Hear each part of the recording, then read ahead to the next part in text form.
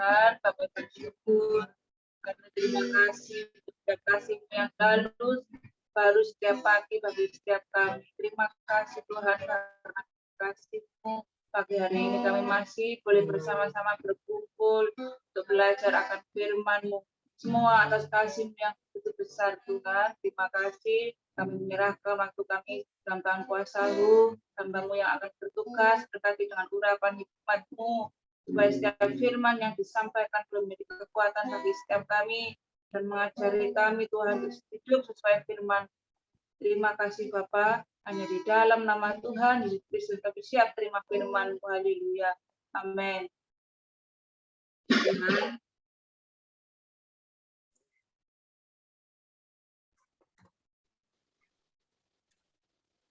Shalom, selamat pagi Bapak Ibu. Shalom pagi. Pembacaan firman Tuhan kita pagi hari ini dalam kitab Keluaran pasal 13 ayat 11 sampai ayat 22.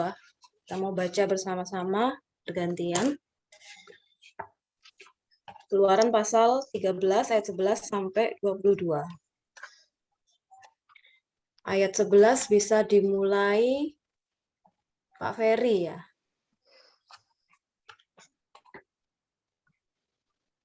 Mic-nya Pak Ferry, mic-nya ditutul sih. Puji Tuhan. Sudah, Pak? Nah. Sudah, Pak. Ya, Keluaran 13 ayat 11 sampai 22. Apabila engkau telah dibawa Tuhan ke negeri orang Kanaan seperti yang telah dijanjikannya dengan sumpah kepadamu dan kepada nenek moyangmu, dan negeri itu telah diberikannya kepadamu. Ayat 12 Bu Susi. Dibuka dulu mic-nya Bu Susi.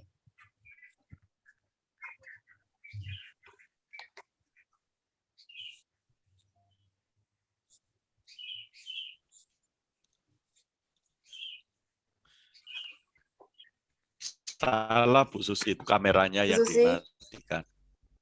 Mic-nya Bu, yang paling kiri. Itu kamera yang dimatikan.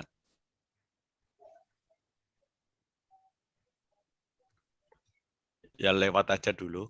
Ya, Kak Juli, Kak Lilis. Ya. Maka haruslah kau persembahkan bagi Tuhan segala yang lahir terdahulu dari kandungan. Juga setiap kali ada hewan yang kau punyai beranak pertama kali, anak jantan yang sulung adalah bagi Tuhan. Tetapi setiap anak keledai yang lahir terdahulu, kau tebuslah dengan seekor domba.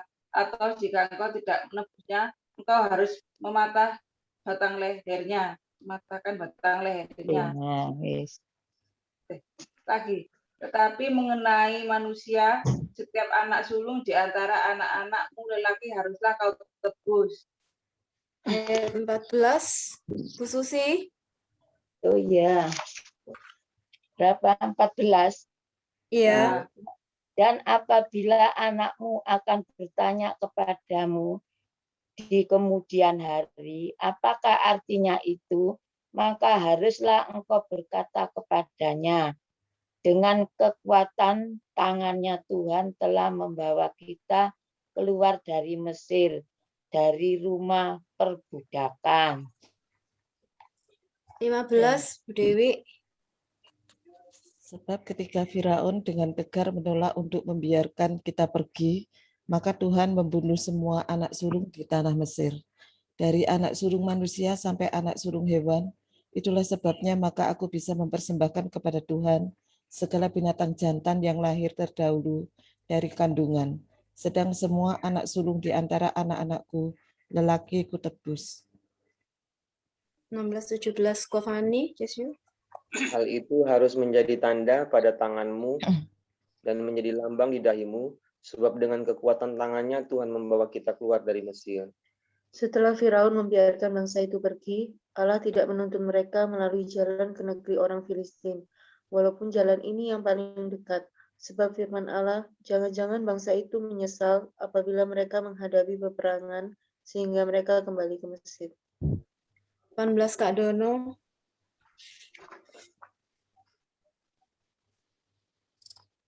Mic-nya belum on ya Kak Dono. Sudah. Tidak dengar tapi. Saya ulangi. Iya. Tetapi Allah menuntun bangsa itu berputar melalui jalan di padang gurun menuju ke Laut Tebrau. Dengan siap sedia berperang, berjalanlah orang Israel dari tanah Mesir. Amin. 19 Ko David. Musa membawa tulang-tulang Yusuf, sebab tadinya Yusuf telah menyuruh anak-anak Israel bersumpah dengan sungguh-sungguh, Allah tentu akan mengindahkan kamu, maka kamu harus membawa tulang-tulangku dari sini. Ya, ayat 20 kembali Pak Ferry. Ayat 20, demikianlah mereka berangkat dari Sukot dan berkemah di Etam, di tepi padang gurun. Ayat 21 saya baca, Tuhan berjalan di depan mereka pada siang hari dalam tiang awan untuk menuntun mereka di jalan dan pada waktu malam dalam tiang api untuk menerangi mereka sehingga mereka dapat berjalan siang dan malam. Ayat 22, dengan tidak beralih tiang awan itu tetap ada pada siang hari dan tiang api pada waktu malam di depan bangsa itu. Amin. Puji Tuhan Bapak Ibu Saudara, di pemberitaan dari firman Tuhan yang kita baca baru saja dalam Keluaran pasal 13 ini, di mana di situ mengingat ya bagaimana Tuhan membawa bangsa Israel masuk ke Kanaan, negeri yang dijanjikan oleh Tuhan untuk bangsa Israel, bangsa pilihan, dan negeri itu telah diberikan. Dan di situ mereka harus mempersembahkan bagi Tuhan, itu persembahan yang terdahulu dikatakan, persembahan yang pertama kali, persembahan yang sulung ya dikatakan. Dan kita bisa melihat bahwa yang terdahulu itu artinya yang berharga, punya nilai tertinggi atau yang utama, atau menjadi persembahan yang terbaik. Di mana itu mereka lakukan untuk mengingat bahwa dengan tangan Tuhan yang telah membawa mereka keluar dari Mesir, dari rumah perbudakan dikatakan firman Tuhan. Jadi hanya oleh karena tangan Tuhan saja, artinya ada kedaulatan Tuhan untuk mereka bisa menuju tanah perjanjian itu.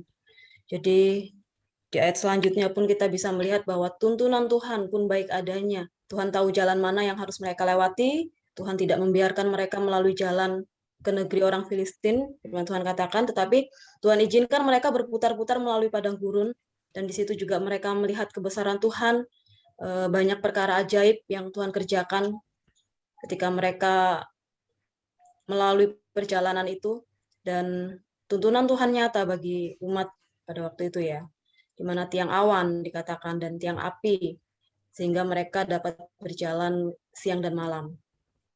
Kemudian korban bakaran di perjanjian lama itu dilakukan untuk menebus kesalahan dan juga sebagai bentuk ucapan syukur mereka ya. Jadi karena untuk menebus kesalahan mereka melakukan korban bakaran atau memberikan persembahan itu. Jadi kalau saat ini kesalahan kita, dosa kita sudah ditanggung oleh korban anak sulung yaitu Yesus Kristus. Persembahan seperti apa yang harus kita berikan kepada Tuhan, mengingat bahwa oleh anugerah Allah saja, bukan dengan kekuatan kita, tapi oleh anugerah Allah saja kita telah ditebus dari budak dosa melalui korban Yesus Kristus di kayu salib itu. Dan oleh karena itu juga hidup kita ini bukan milik kita lagi, tetapi sepenuhnya adalah milik Kristus. Ketika korban Yesus itu diberikan menjadi anugerah bagi setiap kita orang-orang berdosa. Dan ya hidup kita inilah yang kita persembahkan untuk kemuliaan Tuhan, untuk kepentingan Tuhan, bukan untuk kepentingan diri ini atau bukan untuk kepentingan diri kita sendiri, tetapi sepenuhnya untuk kepentingan dan kemuliaan Tuhan saja. Biarlah kita memiliki sebuah kerelaan hati, ya kerelaan diri untuk melayani Tuhan dan juga sesama. Kemudian kalau di judul daripada renungan ini adalah Allah adalah pemandu kita. Jadi kita mau izinkan Tuhan yang memandu atau memimpin seluruh aspek kehidupan kita. Dan kita mau tunduk untuk berjalan dalam tuntunan Tuhan. Persembahan adalah kerelaan dari seseorang untuk memberikan sesuatu. Tidak dapat dikatakan persembahan jika diberikan dengan bersungut-sungut karena persembahan merupakan sebuah kerelaan hati. Jadi mari kita dalam firman Tuhan ini kita merenung bahwa apa yang harus kita persembahkan kepada Tuhan sebagai ucapan syukur kita, sebagai persembahan kita untuk korban Kristus yang sudah diberikan sebagai anugerah dalam setiap kehidupan kita. Tentunya yang seperti tadi dikatakan bahwa hidup kita ini ketika kita sudah ditebus oleh darah Yesus bukan milik kita lagi, melainkan sepenuhnya menjadi milik Kristus. Hidup kita inilah yang kita persembahkan untuk kemuliaan Tuhan, untuk kepentingan Tuhan saja. Ya, mungkin ini yang bisa saya sampaikan dari renungan kita pagi hari ini. Mungkin Bapak Ibu ada yang mau menambahkan atau mengkoreksi, saya persilahkan. Terima kasih Mbak Susan. Ini ayat 16 ya. Mohon hal itu harus menjadi tanda pada tanganmu dan menjadi lambang di dahimu. Itu mengenai apa itu Mbak Susan? Saya kok masih belum. Apakah kita harus mengadakan kayak ritual gitu Mbak Susan? Oh, David mungkin bisa menjawab. Ayat 16. Jadi Pak Ferry, bangsa Israel waktu keluar tanah Mesir, mereka harus mengingat tentang perjanjian. Perjanjian yang dibuat oleh Allah kepada seluruh bangsa Israel yang keluar dari tanah Mesir. Dan mereka harus mengingat perjanjian bahwa perjalanan mereka keluar tanah Mesir itu ditandai dengan suatu peristiwa ya, di mana anak sulung semua orang-orang di Mesir kan binasa, dibunuh kan. Lalu mereka dituntun dengan tangan Allah yang kuat dan luar biasa. Maka di situ Allah membuat satu ketetapan bahwa mereka harus mempersembahkan atau anak sulung dari seluruh bangsa Israel itu adalah milik Tuhan sebagai bentuk bahwa mereka mengikat seluruh generasi atau keluarga itu adalah milik Tuhan ya. Diwakilkan juga termasuk hewan-hewan itu yang lahir dipersembahkan. Nah, itu harus diingat ya. Itu hanya sebuah lambang. Tapi nanti waktu di perjalanan mereka menuju ke tanah perjanjian di atas gunung Horeb itu Allah menurunkan 10 hukum dan nantinya menjadi berkembang sekitar 618 hukum. Dan itu harus diingat. Makanya kalau kita lihat orang Yahudi pakai kayak ada cepuk hitam di dahinya itu adalah berisi 618 hukum Allah. Jadi mereka harus ingat, makanya ditempel ya, diikat itu, diikat. Nah, itu ada 600, mereka harus ingat 618. Dan ketika mereka berdoa sembahyang, mereka ada satu tali tefilin itu dilingkar. Nah, itu ada juga seperti kotak kecil itu ditaruh di tangannya itu adalah juga hukum. Mereka harus mengingat 618. Jadi makanya sejak kecil kita lihat Yesus berusia 12 tahun, kita tidak lihat sejarahnya sampai ke usia 33 tahun, betul ya? Nah, di situ Yesus bukan pergi ke India atau ke Mesir atau apa, saudara belajar dari orang-orang India atau orang-orang Mesir, tidak. Yesus berada di bait suci. Ya, saat Yesus dicari oleh ibunya, ternyata ada di bait suci dan sedang berdiskusi dengan ahli-ahli hukum, ahli-ahli Taurat dan seterusnya. Dan di situ Yesus mulai belajar, ya sekolah lah, kayak sekarang ini sekolah itu. Sekolahnya di sana tidak kayak di sini pulang ke rumah. Jadi mereka sepenuh waktu di sana belajar sampai umur yang cukup 33 tahun. Makanya Yesus disebut rabi, guru. Itu sebutan itu bukan muncul tiba-tiba, itu muncul karena Yesus sekolah, saudara. Jangan dikira Yesus tidak sekolah. Enggak, sekolah. Makanya tidak ditemukan maksudnya di tulisan Alkitab di mana Yesus di usia itu. Nah, kita lihat bahwa Yesus sedang belajar hukum-hukum Tuhan, ya, belajar seluruhnya. Makanya ketika dicobai iblis, yang muncul itu ayat semua itu, ya, perkataan. Juga ketika berdialog dengan ahli Taurat, Tuhan memakai juga hukum-hukum Taurat untuk menyatakan atau menerangkan apa yang mereka lakukan itu tidak benar menurut hukum Taurat. Makanya Yesus bisa bukan kayak orang sulapan ya, karena dia juga 100% Tuhan dan tidak perlu belajar, enggak, tetap belajar. Ya, 100% manusia. Nah, itu artinya Pak Ferry. Jadi itu harus diingat, didahi, diikat, ada, bisa di-searching kok di internet itu, juga tefilin, ditagulung, di lengan sini kalau tidak salah, dililitkan kayak tali gitu. Itu isinya hukum. Iya. Nah, kalau peristiwa masih yang kita baca hari ini, masih hanya ketetapan tentang anak sulung, bahwa kita harus menebus anak sulung, anak kandung ya, itu. Tujuannya apa? Kita diingatkan bahwa seluruh bangsa Israel itu milik Tuhan, bukan milik lagi Mesir. Nah, sudah menjadi berbeda. Itu sebagai peringatan. Juga anak-anak, binatang, anak yang lahir, itu seluruhnya milik Tuhan. Nah, kita ini semuanya seluruhnya milik Tuhan. Harta kita, hikmat. Ada lima yang menjadi milik Tuhan. Mau tahu apa saja? Ya. Mau? Apa yang menjadi milik Tuhan? Ada 5, saudara. Ya, saya tulis ini 5 ini adalah treasure. Apa, Miss Dewi? Treasure, Miss Dewi. Harta karun kita. Treasure itu milik Tuhan. Uang, terus emas, perak, terus itu semua treasure itu pengetahuan, itu milik Tuhan. Yang kedua, ya apa yang menjadi milik Tuhan? Yaitu time. Ada 5T, saudara. Bukan 5 triliun ya, 5T. Treasure, harta, time, waktu.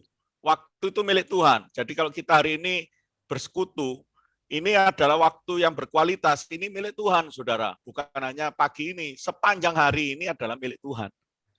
Sepanjang hidup kita milik Tuhan. Yang ketiga, talenta. Ya, kebisaan kita. Tuhan mempercayakan satu kemampuan-kemampuan, skill-skill yang dalam diri kita. Ya, seperti Miss Dewi ini mengajar anak-anak. Itu adalah milik Tuhan. Kayak Fani dan Susu menjadi seorang worship leader, itu milik Tuhan, talenta itu, bukan milik kita.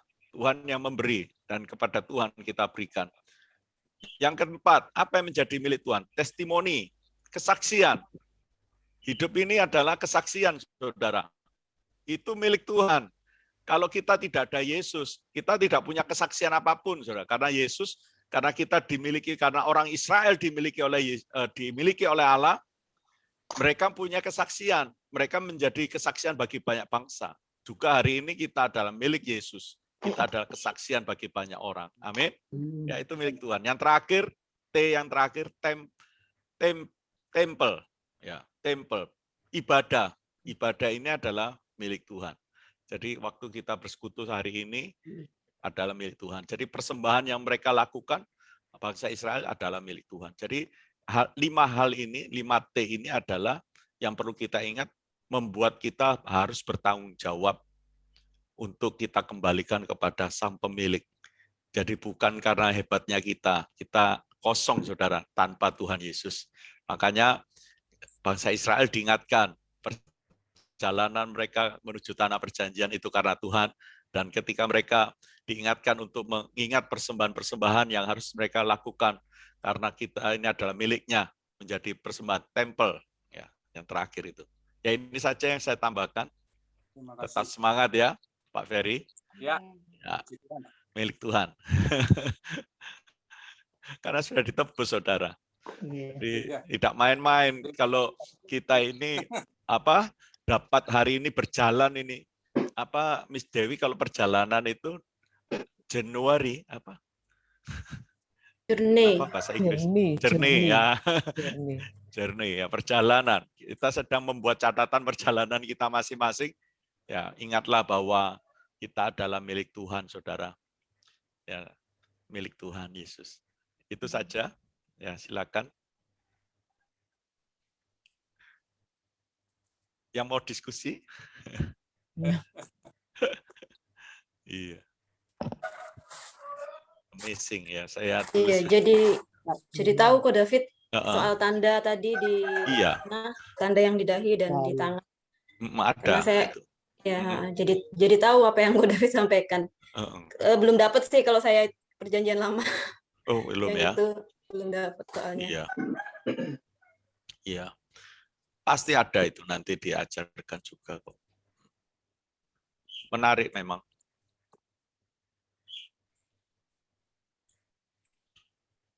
Ya ini saya tulis di chat chatnya Zoom meeting ini. Apakah ada yang masih ingat ini? Saya menulis kemarin dalam kelas Zoom di Haga Institute ya. Ini dipertanggungjawabkan. Nah, ini ada 5. Jadi dipercaya ketua kelas. Jadi saya harus membuat pertemuan-pertemuan untuk review lagi pelajaran-pelajaran. Iya. Jadi menabung kawan-kawan.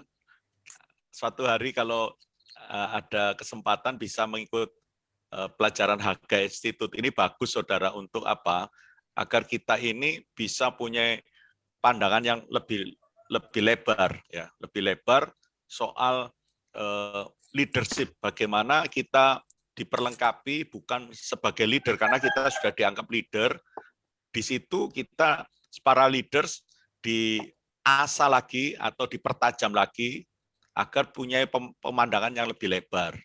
Ya, lebih lebar tentang pekerjaan Tuhan, terutama misi pekabaran Injil. Ya, mereka menyebutkannya ending gospel poverty, ya, mengakhiri kemiskinan Injil, yaitu misi mereka, saudara. Ya, nanti memang biayanya cukup mahal, saudara, 1,5 juta, saudara. Padahal lewat Zoom loh. Ya, lewat Zoom 1,5 juta. Jadi silakan menabung, nanti kalau memang saya ada berkat ya tak bantu gitu loh, saudara. Tak cari no sponsor gitu loh.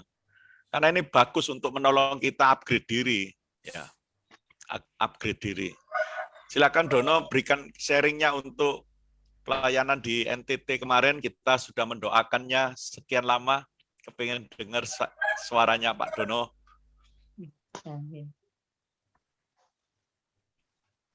Kok suaranya enggak keluar Pak Dono?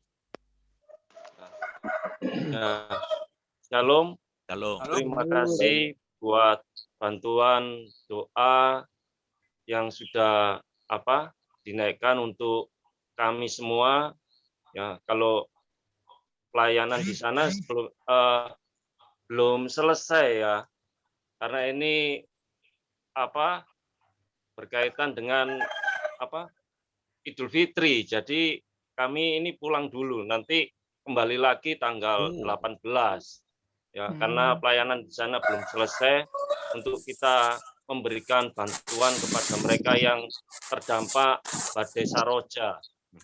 Ini dari yayasan memberikan bantuan banyak hal baik material, terutama kami mempunyai program untuk membangun huntara ya, bangunan sementara untuk para korban. Kami percaya semuanya akan bisa diselesaikan dengan baik oleh karena penyertaan pimpinan Tuhan ya. Tapi kalau dilihat di kondisi di sana ini memang sangat secara rohani ya, secara rohani ini sangat dibutuhkan ya, karena banyak mereka ini masih menganut agama atau kepercayaan ya. Mungkin Mbak Lis ya yang pernah di Sumba ini juga tahu latar belakang di sana ya, banyak istilahnya merapu ya. Kalau ya merapu itu adalah keyakinan mereka ya. Kalau kemarin kami sempat mengadakan pengobatan juga kok digerakkan untuk berdoa untuk salah satu anak ya. Ternyata kalau saya rasakan anak ini bukan sakit ya. Dia memang ada kelainan, tapi kelainan ini kalau dari sisi roh dia ini kayak buat tumbal gitu ya sama orang tuanya. Ya. Ini yang menjadi pergumulan kita juga di sana, memang banyak gereja, tapi kalau dilihat dari segi kerohanian mereka sangat masih kurang ya. Kita juga mau bantu doa untuk Sumba ini supaya mereka juga banyak gereja, tapi yaitu supaya mereka sungguh-sungguh percaya sama Tuhan, bukan dicampur dengan tradisi atau adat istiadat yang masih kuat. Ya, kita bantu doa untuk Sumba supaya juga kehidupan mereka dipulihkan secara rohani juga secara jasmani. Kami juga bersyukur buat saudara-saudara SDC, jemaat SDC yang sudah membantu dalam memberikan donasi kepada yang sudah dipercayakan kepada yayasan tempat kami bekerja. Itu aja yang bisa saya sampaikan. Tuhan Yesus memberkati. Semangat ya. Kita dukung doa ya supaya Sumba itu mengalami lawatan Tuhan. Karena pergerakan Pentakosta itu awalnya dari sana loh saudara. Tentang bagaimana mujizat-mujizat terjadi itu justru lewat NTT itu. Ya Dono ya, pergerakannya kan dari sana. Ya, tapi hari-hari ini malah justru mereka mencampur adukkan ya iman dengan ritual-ritual yang masih ada seperti Toraja, saudara, persis itu. Ya, saya mau share screen sebentar ya, saudara ya, tentang tadi supaya bisa memahami tentang teftilin ini. Nah ini saudara, ini kan ada dililitkan ke lenganmu di dahi ini, saudara. Ya, kayak ada cepuk kecil ini loh saudara, dan yang di tangan sebelah sini di pangkal tangan sini ya, diikat seperti ini. Mereka harus ingat ini, belajar ini enggak mudah saudara. Satu ini aja kita sudah lama ingat-ingat saudara, betul ya? Iya. Itu 618 hukum. Satu hukum aja kita kadang lali, 10 hukum aja ada di antara kita pasti gak ingat. Saudara, 10 hukum aja loh. Mereka 618. Makanya sekolah mereka, orang Israel mengapa orang pandai-pandai ya, ilmuwan dari sana banyak sekali ya. Karena mereka dari sejak kecil, nggak ada kalau zaman kita di sini main-main semua anak-anak. Di sana mereka belajar hukum Taurat. Kalau gagal, mereka sekolah ya, itu ada 3 tahapan. Kalau yang tahapan pertama itu anak-anak, yang kedua itu tahapan untuk dia persiapan untuk menjadi seperti dilulus itu akan lanjut menjadi kayak sekarang itu sarjana gitu, melanjutkan ke sarjana. Tapi kalau dia gagal, maka dia tidak melanjutkan pekerjaan orang tua. Ya, orang tua itu yang kan dia anak yang tidak lulus itu melanjutkan pekerjaan orang tua. Maka kayak Petrus, lagi siapa? Andreas yang para nelayan itu ketika dipilih Yesus itu senang sekali. Karena cita-cita mereka untuk menjadi murid seorang guru itu harus melewati tahapan-tahapan dan mereka gagal. Dan Yesus memilih mereka. Itu senang loh saudara. Makanya ditinggalkan semua. Jalan-jalannya, ya pekerjaannya itu, orang tuanya, warisan itu ditinggal semua. Karena itu semua anak-anak Israel cita-citanya adalah menjadi guru atau seorang rabi, saudara. Itu satu jabatan yang terpandang. Nah, 12 murid Tuhan ketika terpanggil itu sukacita mereka karena dipilih, saudara, oleh seorang rabi menjadi murid.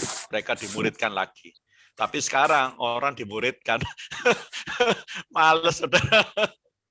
Ayo kita semua SDC harus mau dimuridkan. Yang sudah ini kan Susan, Mbak Lis, Panis Yusu, Pak Dono, yang lain belum, Pak Ferry belum, Ibu Dewi, Miss Dewi, Mas Juli. Ayo dimuridkan lagi ya. Mau?